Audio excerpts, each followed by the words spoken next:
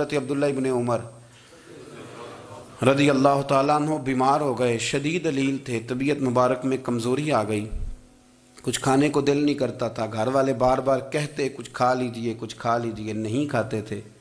بالآخر حضرت نافع آپ کے غلام تھے، ان سے کہنے لگے کہیں سے مچھلی مل جائے نا تھوڑی سی تو میں کھاؤں گا۔ تو کہتے ہیں میں سارے مدینے میں ڈھونڈتا رہا، مچھلی نہ ملی، اگلے دن بھی ڈھونڈی تو نہ ملی، تیسرے دن بھی ڈھونڈی تو نہ ملی، تو فرمانے لگے یار بس چھوٹی سی خواہش ہے، کوئی فرض نہیں ملتی تو رہنے دے۔ کہتے ہیں چوتھے دن مچھلی مل گئی، میں 1.5 دینار کی مچھلی لا کے حضرت عبداللہ ابن عمر رضی اللہ تعالیٰ عنہ کے سامنے جو مچھلی رکھی تو آپ نے لقمہ روٹی کا توڑا تھا، مچھلی کو لگانے لگے کہ دروازے پہ فقیر نے آ کے آواز دی کچھ کھانے کو دو۔ تو حضرت عبداللہ ابن عمر نے روک لیا اور ہنسے۔ کئی دفعہ ہم بھی دیتے ہیں پر ہمارا چہرہ دیکھنے والا ہوتا ہے، اتنے ہم غصے میں ہوتے ہیں دے دیتے ہیں، لیکن جو سلوٹیں ہوتی ہیں نا چہرے والی وہ گنی نہیں جاتی۔ ہنسے، فرمایا دیکھو میرا اللہ کتنا کریم ہے، وہ مجھے بچانا چاہتا ہے، اٹھا بار دیا جا کے۔ تو خادم اب حکم کا پابند تھا، وہ لیت اللہ تو کر نہیں سکتا تھا، وہ گیا اور جا کے دے آیا۔ فقیر جب سارے محلے سے آٹا اکٹھا کر لیتے ہیں تو پھر ایک جگہ جا کے بیچتے بھی ہیں۔ دے آیا، وہ 2 گلیاں آگے گزرا تو میں پیچھے دوڑا گیا، میں نے کہا سچ بتا کھانی ہے کہ بیچنی ہے؟ وہ کہنے لگا جو بھی سبب لگ جائے کر جاؤں گا، آپ نے دے جو دی ہے۔ تو کہتے ہیں میں نے اسے کہا کہ یہ 1.5 دینار کی میں نے خریدی تھی، اگر تو 2 دینار کی مجھے بیچ دے تو آج کل مچھلی مدینے میں مل نہیں رہی، تو میں اپنے آقا کو دے دوں گا، وہ یہی کھائیں گے، بیمار ہیں۔ تو کہنے لگا جی بسم اللہ، مجھے کیا اعتراض ہے، 2 دینار مل رہے ہیں، 1.5 کی مچھلی، اور 1.5 کی بھی کسی نے نہیں خریدنی تھی، اب تو پک گئی۔ فرماتے میں نے 2 دینار اس کو تھمائے، وہ مچھلی اس سے خریدی اور خرید کر کے میں لا کے حضرت عبداللہ ابن عمر کے سامنے دوبارہ رکھی۔ تو فرمایا یہ کیسے آ گئی؟ میں نے کہا حضور 1.5 کی خریدی تھی اور پھر فقیر کو دے دی، اب اسی سے میں 2 دینار کی خرید کے لایا ہوں، آپ قبول فرمائیں۔ تو فرمانے لگے تم نے اچھا نہیں کیا، اب اس طرح کرو 2 دینار بھی اسے دے اور مچھلی بھی واپس دے آؤ۔ عرض کی حضور کیوں؟ فرمایا تم نے قرآن نہیں پڑھا؟ حضور پڑھا ہے۔ فرمایا رب فرماتا ہے لن تنالوا البر حتی تنفقوا مما تحبون، تم بھلائی کو اس وقت پہنچو گے جب اپنی پیاری چیز راہ خدا میں خرچ کرو گے۔ امام غزالی نے لکھا ہے، فرمانے لگے دیا، تو وہ حضرت نافع کہتے ہیں میں دینے گیا، دے کے واپس آیا تو کچھ پریشان تھا، کیونکہ مجھے بھی 4 دن ہو گئے تھے نا تلاش کرتے، تھوڑی طبیعت میں مایوسی تھی کہ اتنی محنت سے میں نے لایا اور آپ نے واپس کر دی۔ تو حضرت عبداللہ ابن عمر نے مجھے قریب بٹھایا، پھر مجھے تھپکی دی، فرمانے لگے پتر میں نے ویسے بھی کبھی جھوٹ نہیں بولا، اور آج کل تو میں ویسے ہی بیمار ہوں، ٹائم ہی نہیں، وقت ہی نہیں، موقع ہی نہیں جھوٹ بولنے کا، میں تجھے سچ بتاؤں مجھے مچھلی کھا کے اتنا سکون نہیں ہونا تھا جتنی اللہ کے راستے میں خیرات کھا کے مجھے سکون ہوا۔ تو تجھے تو میری راحت سے غرض ہے نا کہ مجھے راحت کیسے ہوتی ہے، تو مجھے سکون ملا ہے، راہ خدا میں دے۔ میں نفسانی خواہش پوری کر لیتا تو یہ میرا نفس کل پھر مجھ سے مچھلی مانگتا، پرسوں کہتا نہیں چھوٹے گوشت کی یخنی بھی چاہیے۔ ہم لوگ الجھ گئے ہیں، بہت بڑے قیدی ہیں اپنے آپ کے، بڑے قیدی ہیں، سارا دن اپنی خواہشات کی تکمیل میں بھاگے رہتے ہیں، بڑے بڑے سونے نوجوان۔ میں ان پہ تنقید نہیں کرتا، مجھے ان پہ ترس آتا ہے۔ جب میں رات کے اندھیروں میں انہیں ٹیلی فون لے کے چوکوں میں کھڑے دیکھتا ہوں تو مجھے رحم آتا ہے، میں کہتا ہوں دیکھو نفس کی خواہش کے پیچھے یہ کیا مثلاً آخر کیا ہے اس میں؟ ایک عورت کے پیچھے تباہ کر لیا اپنے آپ کو، یعنی زیادہ سے یہ کوئی مقصود ہے؟ یہ کوئی مقصد حیات ہے جس کو مقصد بنا لیا ہے؟ میرے عزیز بات کو سمجھ لیں، اتنا خوبصورت آدمی ہے اور اتنا اس کا اونچا قد کاٹ ہے، اور کیا کس کے پیچھے یہ بھاگا ہوا ہے؟ بڑا سمجھدار، دانشور، عقل مند آدمی، ذی روح بندہ، لیکن اس کا سٹیٹس آپ یہ ملاحظہ کریں کہ وہ 20-40 ہزار کی خاطر جھوٹ بولتا ہے، دھوکہ دیتا ہے، فریب اور فراڈ کرتا ہے۔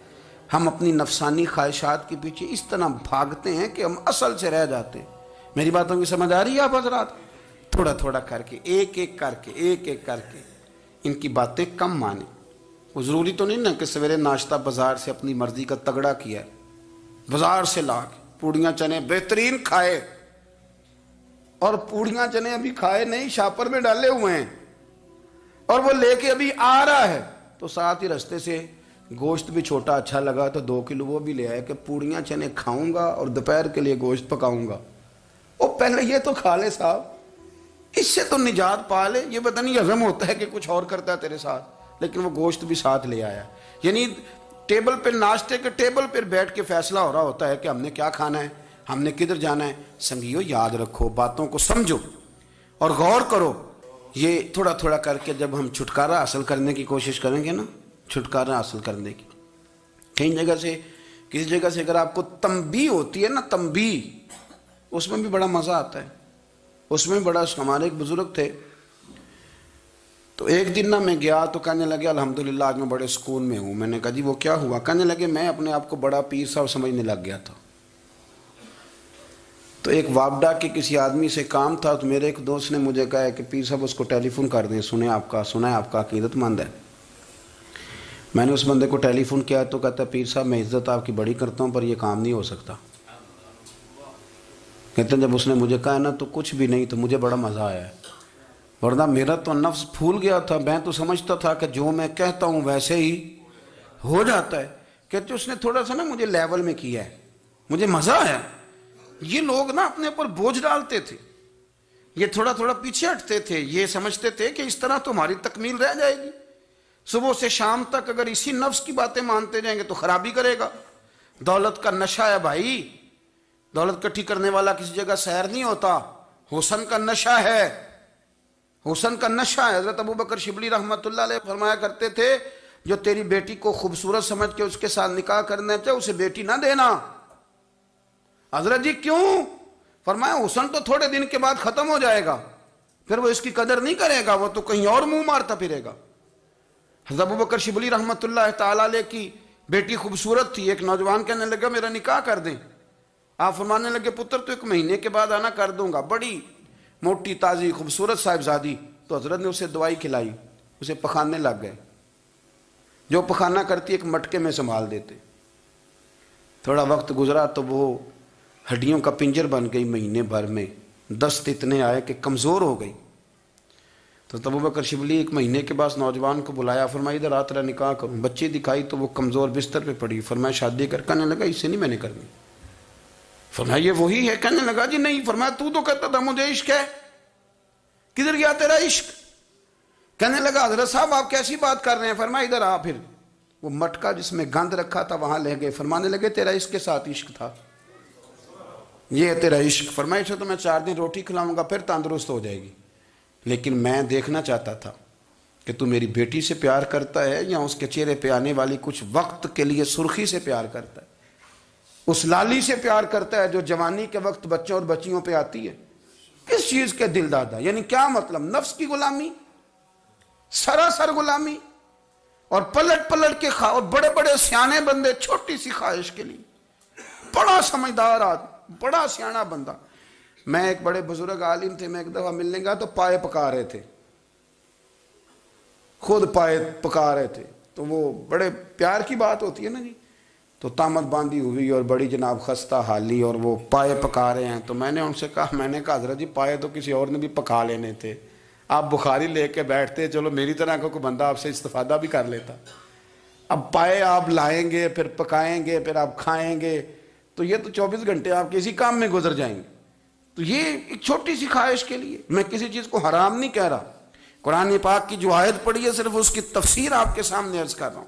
ہماری خواہشات ماں پالتی ہے, آپ کو نہیں پتا کتنے دکھ سہتی ہے. میں ان ماؤں کو جانتا ہوں جو بیٹے کے حصوں کی مار بھی اس کے ابے سے کھاتی ہیں, مار کھاتی ہیں وہ. ایک خاتون ایک کان سے سنتا نہیں, میرے پاس ایک دفعہ آئی, کہنے لگی 60 لگ گئی سی, کوئی دعا کر دیں یا کوئی وظیفہ پر, ڈاکٹر کہتے ہیں ٹھیک نہیں ہو سکتے. میں نے کہا باجی صحیح بتاؤ مسئلہ کیا ہے؟ کہنے نہیں کچھ بھی نہیں, مسئلہ کیا ہونا ہے, پتر غلط نکل آیا ہے, اس کا باپ روز مارتا ہے, آج میں آگے گئی ہوں تو اس نے ایک تھپڑ میرے کان پہ مار دیے. تو پردہ پھٹ گیا. مائیں مار کھاتی ہیں, لیکن وہ پتر جس کو بڑی محنت سے پالا ہے وہ جوان ہوتا ہے تو اماں سے کہتا ہے تجھے چھوڑ دینا ہے, پر جس لڑکی سے میرا ٹیلی فون پہ رابطہ ہے اسے نہیں میں نے چھوڑنا, وہ نہیں چھوڑ سکتی. ہر شے کچل جاتا ہے وہ. اماں کبھی لیٹ کے رات کو سوچتی ہے کہ یہ تو میری کل کمائی تھی, میں تو آج بھی اس کے حصے کے تھپڑ اپنی گالوں پہ برداشت کر رہی ہوں، تو یہ کدھر گیا؟ اردشیر نام کا بادشاہ تھا، حضرت محدث ابن الجوزی آج سے کچھ 700 سال پہلے لکھتے ہیں۔ اردشیر بادشاہ بڑا خوبصورت تھا، جوان تھا، بڑا عقل مند تھا۔ اس نے اس طرح کی قریب قریب کی ساری ریاستوں پہ قبضہ کر لیا۔ بڑا عقل مند زیرک تھا، قبضہ ہو گیا۔ ایک بادشاہ بڑا سخت تھا، اس کے ساتھ جب پنجہ آزمائی ہوئی تو اردشیر کہتا ہے اس پہ میرا قبضہ نہیں ہو رہا تھا، اور جب ہم نے ساری ریاستوں نے مل کے اس پر حملہ کیا تو ایک قلعے کے اندر قلعہ بند ہو گیا۔ اردشیر بڑا خوبصورت آدمی تھا، بڑا سمجھدار تھا، تو وہ بادشاہ قلعہ بند ہو گیا، اس نے کہا نکلنا ہی نہیں۔ اب وہ اندر بند ہے، یک بارگی حملہ کیا تو وہ بڑا بڑا قلعہ تھا اس میں بند ہو گیا۔ اس بادشاہ کی نا جس پر حملہ کیا، اس کی بیٹی اچانک ایک دن قلعے کی دیوار پہ چڑھی تو اردشیر کے حسن و جمال کو دیکھا تو عاشق ہو گئی، اور اپنے ہی باپ کے خلاف اسے کہنے لگی کہ اگر تو میرے ساتھ شادی کا وعدہ کرے نا تو میں تجھے رستہ بتاتی ہوں حملہ کرنے کا۔ اس نے کہا میرا وعدہ رہا، تو رستہ بتا۔ اس نے رستہ بتایا اس لڑکی نے، اور بادشاہ نے حملہ کیا تو اس کا باپ قتل کیا، اس علاقے پہ قبضہ کیا شادی کے وعدے پر۔ ہاں ہاں، نفسانی خواہش بندے کو اندھا کر دیتی، نہیں سمجھ آتی اس کو میں کدھر جانا ہے، اندھا کر دیتی۔ حملہ کیا،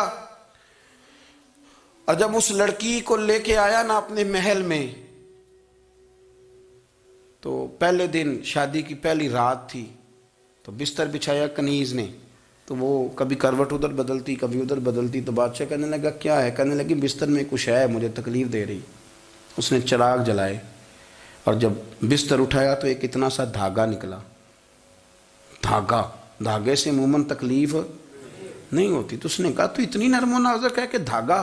کہنے لگی میرا باپ نا میرے ساتھ اتنا پیار کرتا تھا کہ روز میرا بستر بھی خود بچھاتا تھا، اور اس نے آلہ رکھا ہوا تھا، وہ ناپتا تھا کہ کوئی پایا اونچا نیچا تو نہیں، میری بیٹی کا بیلنس سوتے وقت خراب نہ ہو جائے، اور میرے لیے گوشت اور کپڑے بھی خود پسند کر کے لاتا تھا، کھانے پینے کا خود خیال کرتا تھا۔ اردشیر کہنے لگا اچھا وہ اتنا پیار کرتا تھا، اور پھر تو نے اس کے ساتھ کیا کیا؟ کہنے لگا بلاؤ کنیزوں کو۔ کنیزوں کو بلایا، فرمایا اس کو اٹھاؤ اور جلاد کے پاس لے جاؤ، اسے کہو کہ اس کے بال ایک گھوڑے کے ساتھ باندھے، پیر دوسرے گھوڑے کے ساتھ باندھے، اور ایک گھوڑا ادھر بھگا دے کدھر بھگا دے۔ یہ جس کے باپ نے اتنا پیار کیا، یہ نفس کی اتنی غلام ہے کہ اس کی وفادار نہیں رہی تو میری وفادار کیسے بنے گی؟ جس نے اتنے نازوں سے پالا کہ دھاگا اسے برداشت نہیں۔ او یارو، یاد رکھو، اگر نفس کی غلامی کرو اور بڑے بڑے وفاداروں کو چھوڑ کے غلامی کرو تو پھر کہو وفادار مل جائیں، کوئی بول وا لڑا نہ بول بیٹھی ہوں دے خسم ناراض بڑ بولیاں دے، کان سر کھائے تے بل بل ٹھنڈ پائے، بڑے فرق نہیں سجنا بولیاں دے، جڑیاں خسماں دی وچ رضا وسن، پاگ جاگ جاندے انہاں گولیاں دے، آپ ادلیاں نو سردار پین تکے تے شرما والیاں نو چوٹے ڈولیاں دے۔ اپنے نفس کے پیچھے چلو گے تو یہ تباہی ہے۔ جب ہم نے کسی سے وفا نہیں کی تو یہ کیا امید ہوئی کہ دنیا ہم سے وفا کرے گی؟ اللہ رسول کی مرضی کے مطابق اصول پسند زندگی بنائیں، ایک ایک کر کے اپنی خواہشات سے پیچھے ہٹیں، تھوڑے پہ گزارا کرنا سیکھیں، اپنے نفس کو سمجھائیں۔ ضروری نہیں کہ روٹی ہر وقت مزے کے لیے کھائی جائے، کبھی کمر سیدھی کرنے کے لیے خشک روٹی بھی کھا کے دیکھو، کبھی سادہ کھانا اس پہ بھی اکتفا کرو، کبھی تھوڑا کھر کے اچھے طریقے سے سادے کمرے میں بھی اللہ کو یاد کر کے دیکھو۔